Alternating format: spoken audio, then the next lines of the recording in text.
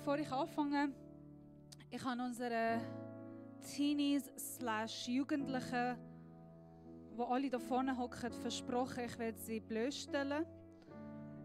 Und dann werde ich sich so schämen. Nein, ich finde es genial, dass wir so eine tolle Teenies-Gruppe haben. Und dass sie alle da vorne hocken. Schau mal.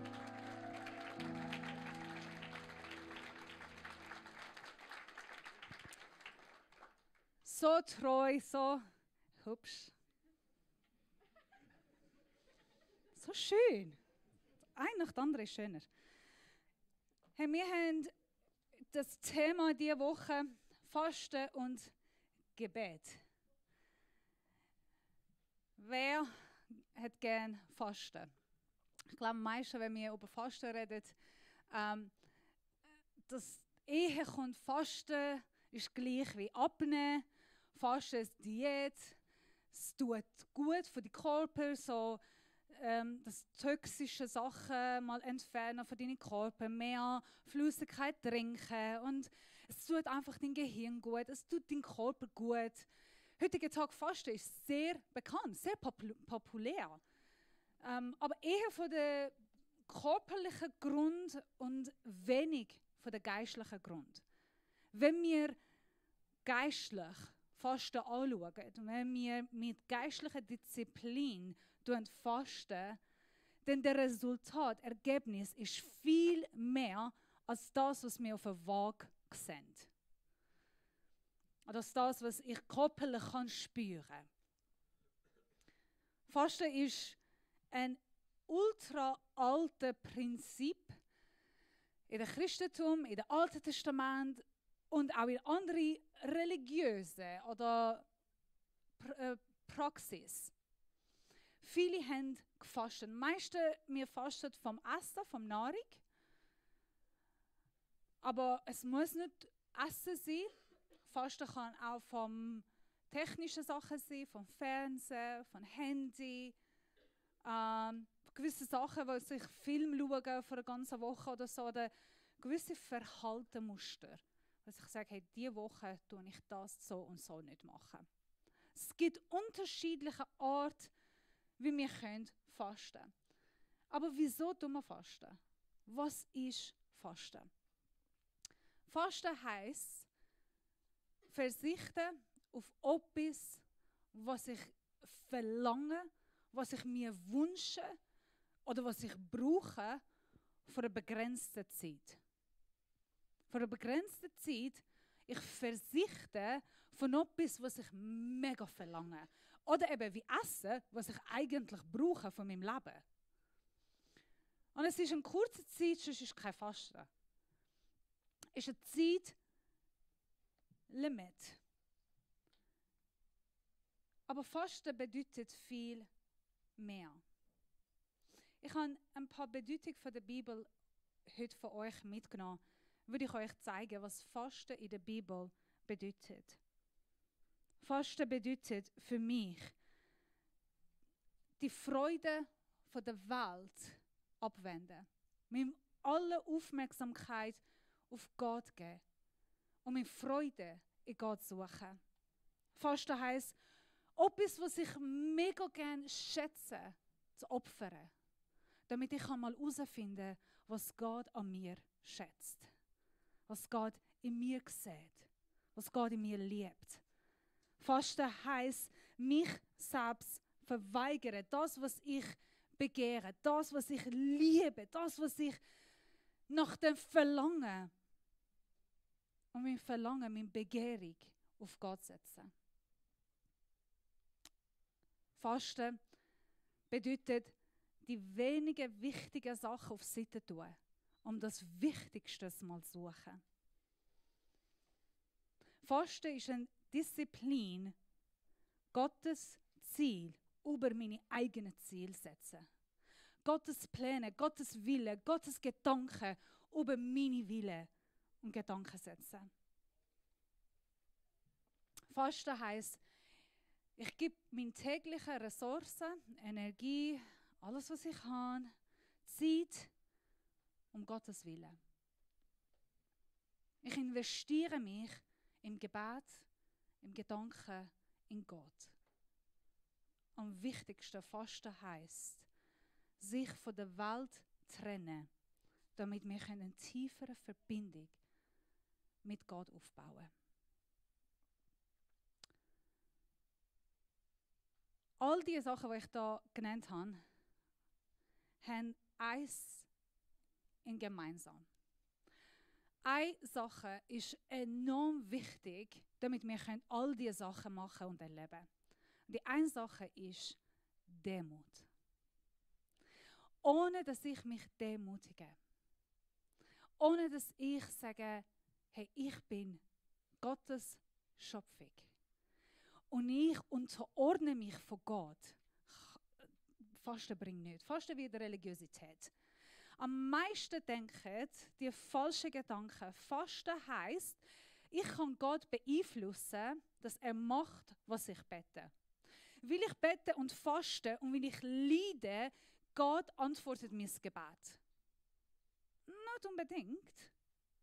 Fasten heisst, Gott sieht mein Gebet. Er sieht, dass ich es ernst meine. Er sieht, dass ich durchsetze und kämpfe für das, was ich will.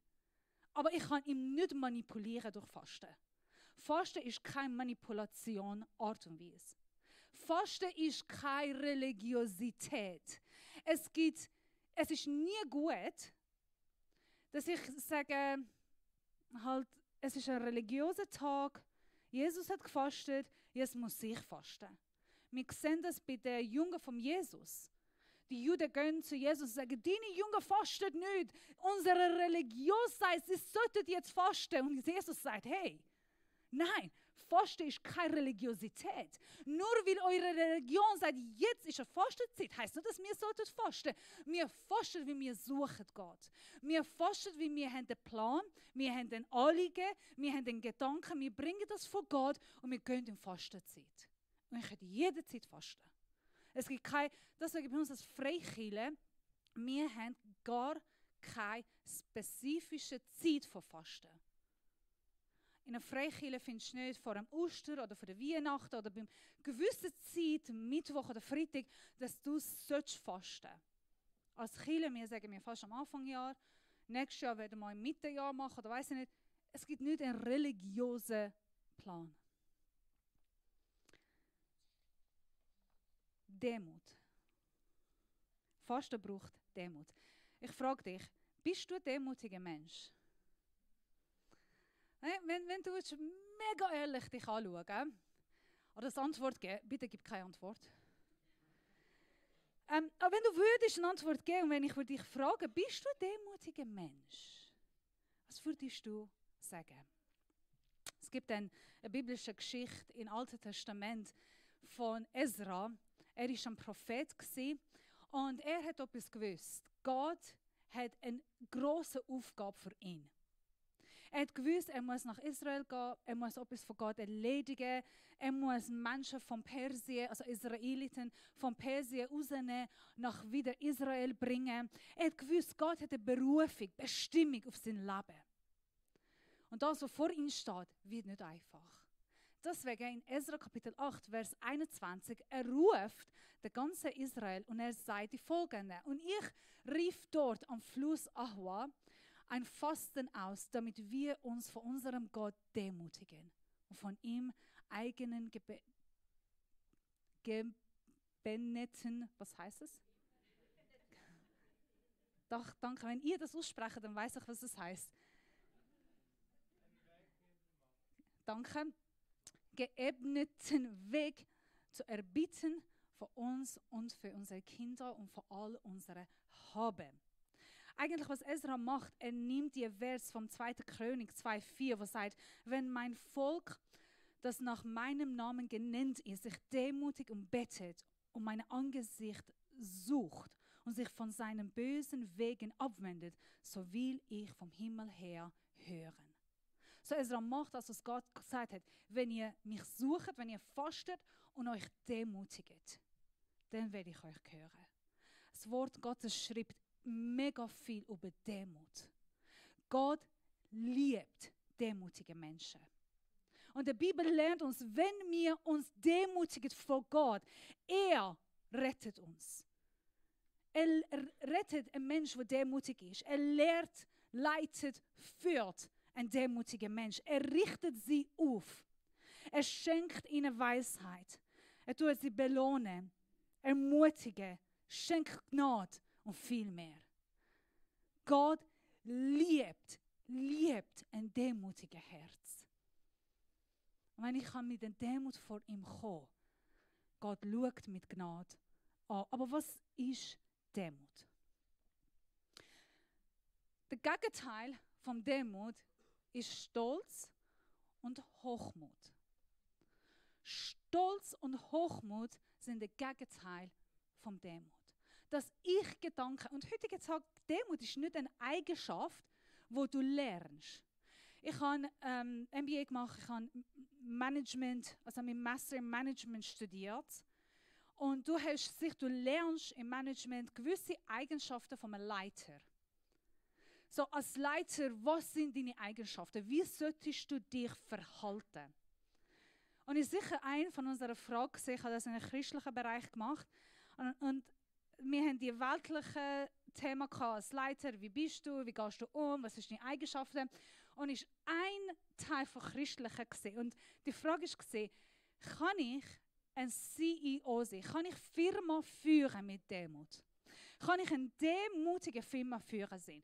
Kann jemand Olympisches Spiel gewinnen, wo demutig ist? Kannst du gegen andere Menschen kämpfen, mega vorwärts kommen und doch demutig sein? Und ich hatte eine Aufgabe, und meine Aufgabe war, ich musste 10 Leute von der Kirche und 10 Leute von der Welt, es tut mir leid, wenn ich so sage, aber 10 Leute, die nicht gläubig sind, interviewen und sie 3 Fragen stellen. Und eben, was heisst für dich Demut? Wie sieht Demut am Arbeitsplatz, als Leit- und Führungsposition? Und eben so gewisse Fragen, kannst du gewisse Positionen erreichen mit Demut? All die 10 Personen, die nicht gläubig sind, Kollegen, die ich habe, die nicht gläubig sind, ihre Antwort war nein. Weil, wenn du in der Olympisch kämpfst, du musst alles geben. Du kannst nicht schauen auf die anderen. Du kannst dich nicht zurücknehmen. Du kannst sie nicht erst reinlassen, bis sie machen. Hey, du musst kämpfen. Du musst dich in der ersten Linie setzen. Du musst durchkämpfen. Und das ist gegen Demut. Und ich kann nachher noch mal so ein Papier schreiben, was ist Demut in weltlicher Wirtschaft und Demut als christlich. Ist Demut Gegenteil von Erfolg? Demut heisst nicht, dass du jetzt ein Fußmatte sein. Demut heisst nicht, ich bin demutig und ich lasse alle mir schlecht tun. Und ich lasse andere mich so behandeln, wie sie wollen. Ich will den anderen Gesicht zeigen, weil ich bin Christ und lieb und nett. Und ich will mich nicht bewahren. Schau, Jesus ist unser Vorbild in Demut. Er ist der demütigste Mensch auf der Erde. Und er ist gar keine Fußmatte. Wir sehen nicht Jesus, dass andere Menschen erlaubt, über ihn zu laufen, ihn manipulieren. Oder ich habe ein interessantes Wort gefunden, ihm schikanieren. Ihr wisst, was das heißt? Okay, plagen, bullien. Das ist auf Englisch schikanieren. Das ist ein lustiges Wort, aber ich denke, ich schreibe es auf.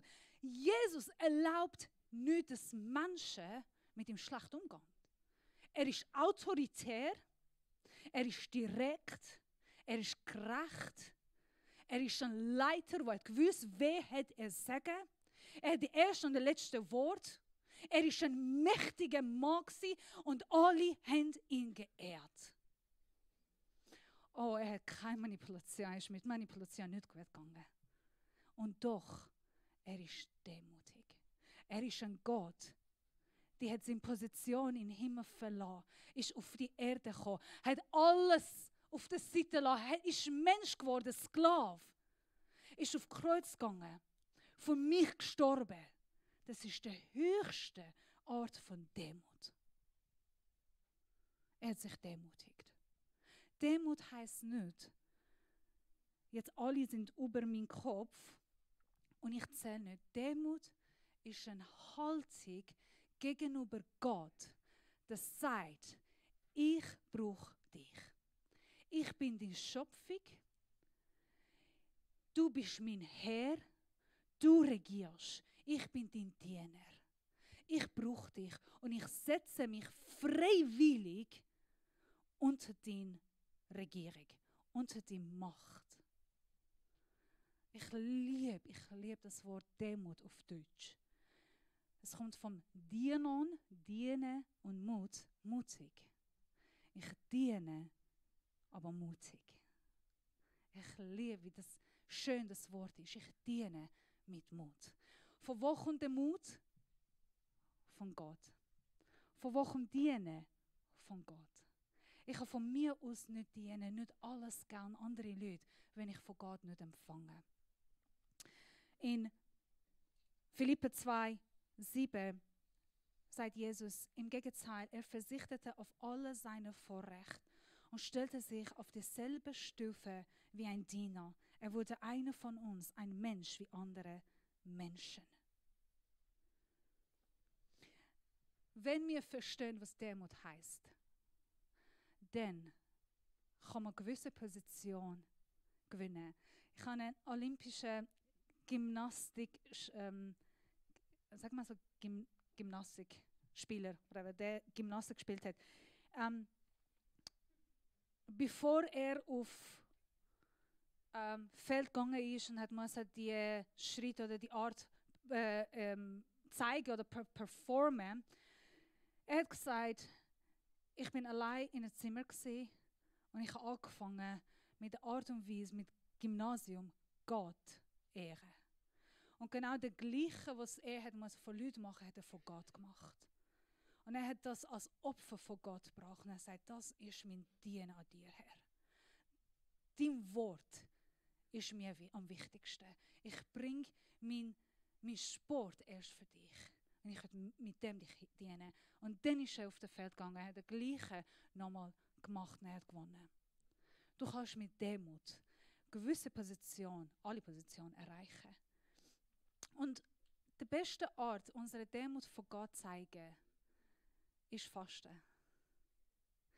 Im Psalm 35, Vers 13 steht geschrieben, ich aber, als sie krank waren, kleidete mich in Sacktuch. Ich demütigte mit Fasten meine Seele. Ich demütigte mit Fasten meine Seele. Fasten ist eine Art, Gott zu zeigen, ich demütige mich. Wieso? Weil Fasten ist unangenehm. Ich wünsche euch alle viel Glück für diese Woche. Fasten ist nicht bequem. Fasten macht nicht Spaß. Fasten ist nicht cool. Fasten heisst Schmerzen. Es tut weh. Weil du verzichtest auf etwas, was du brauchst. Nahrung, Essen. Du verzichtest auf etwas, was du gern liebst und gern hast und begehrst. Film oder weiss ich nicht, es tut weh, es ist unbequem. Aber wir alle wissen, wenn du Muskel bauen willst, Sport machen, kannst du die Muskel bauen ohne Schmerzen. Das wäre cool, oder? Kann man so abnehmen und muskulös sein, ohne mal Sport machen. Und alle, die mich kennen, wissen, ich habe nicht gerne Sport. Überhaupt nicht. Weil es tut weh. Wandern tut weh. Und es tut mir leid, dass ich das auf der Bühne gesagt habe, weil jetzt die GL plant jedes Mal bei unserer Retrette zu wandern. Jedes Mal. Weil ich habe das mal gesagt und sie hassen mich.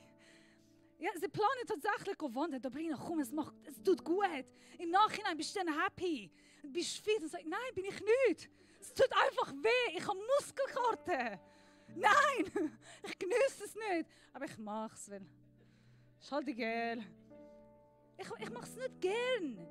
Ich tue auch nicht gern fasten. Ich tue auch nicht gern nicht essen. Ich liebe Essen. Und ich esse gern. Und ich esse fein. Und ich bin Iranerin. Iraner essen. Fasten tut weh. Aber wir wissen, um einen Muskel zu bauen, brauche ich Sport. Damit ich geistlichen Muskel bauen kann, muss ich fasten. Fasten zeigt vor Gott, Herr, das, was mir wichtig ist, das, was ich liebe, das, was ich gerne habe, das, was ich verlange, das, was ich begehre, tue ich auf der Seite, weil du bist mir wichtiger. Weil ich will dich und dein Gesicht suchen. Weil ich will die Nähe suchen, weil ich will meinen Körper demutigen und zeigen, du Herr bist gross, du bist mächtig und ich bin deine Diener. Ich stelle nicht in der ersten Stelle und meinen Stolz tue ich auf der Seite. Fasten ist nicht nur unseren Magen leer behalten. Fasten ist auch, ich lehre mich vom Stolz, von Hochmut, von Ich-Mentalität, von weltlicher Begehrung und Vergnügung. Von das, was mein Körper verlangt. Ich lehre mich aus. Und wenn ich leer bin, dann Gott hat ein Gefäß zu füllen. Dann kommt er mit seinem Geist, dass er mich füllen kann. Fasten hilft uns in Demut wachsen. Also wenn deine Antwort wäre, ich bin ein demutiger Mensch, tust du noch fasten.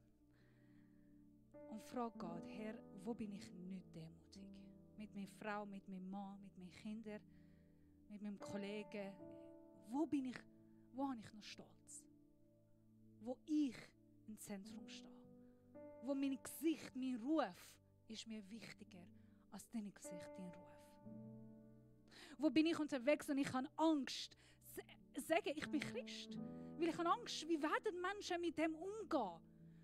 Wie werden sie mich verurteilen? Das ist Stolz. Wie sie mich sehen. Ich kann gewisse Sachen nicht machen, weil ich bin nicht gut in dem. Das ist auch Stolz. Ich bin nicht gut. Es ist nicht Vertrauen, an was Gott ist. Ich demütige mich. Und das ist das, was Fasten sagt. Ich erkenne meine Sünden. Ich erkenne, dass ich bin schwach.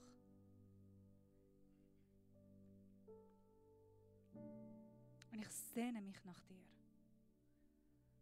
Nach deiner Nahrung. Nach einem festen Brot vom Himmel. Herr, auch wenn es wehtut, ich komme vor dir. Und ich demütige mich. Alles, was ich kann, alles, was ich bin, soll dich dienen. So, ich werde dich ermutigen, eine oder andere Art von der Fasten in dieser Woche probieren.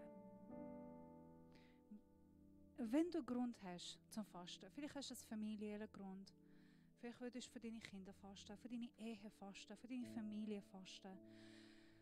Vielleicht willst du für andere externe Elemente fasten, von der Krieg, von der Erdbeben, von der Ungerechtigkeit in der Welt.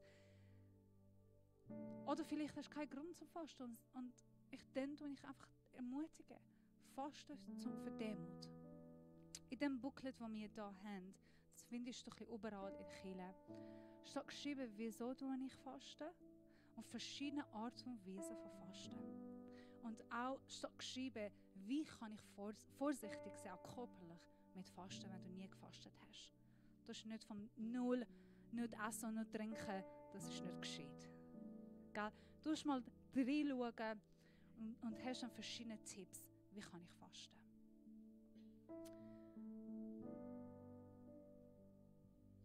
Ich würde gerne von euch beten.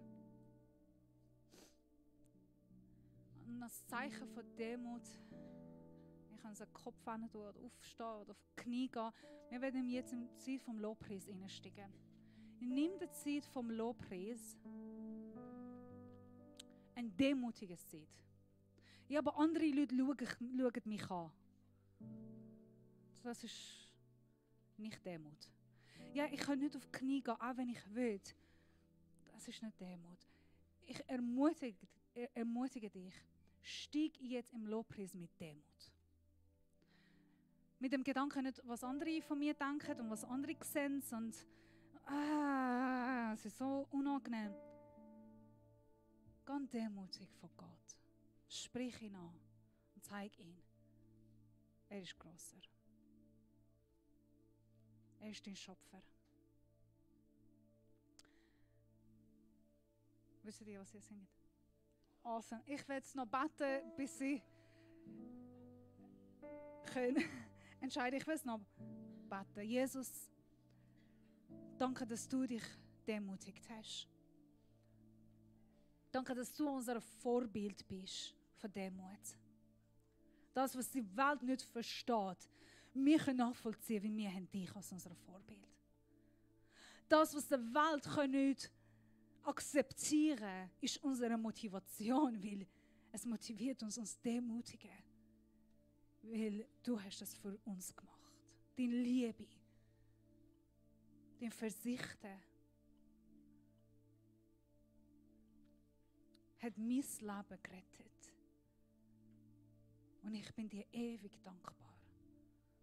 Und ich lerne mich von dir demutigen, weil du, Herr, bist grösser. Bist mächtig. Und ich bin deine Diener. Ich gebe dir mein Leben, meinen Körper, meinen Gedanken, meine Seele. Alles hin. Und danke, dass du mich leer machst. Zeig in meinem Leben jetzt, wo Stolz ist, wo Hochmut ist, Überheblichkeit, wo nicht von dir ist, Jesus. Komm, Heiliger Geist, und tust du mir zeigen.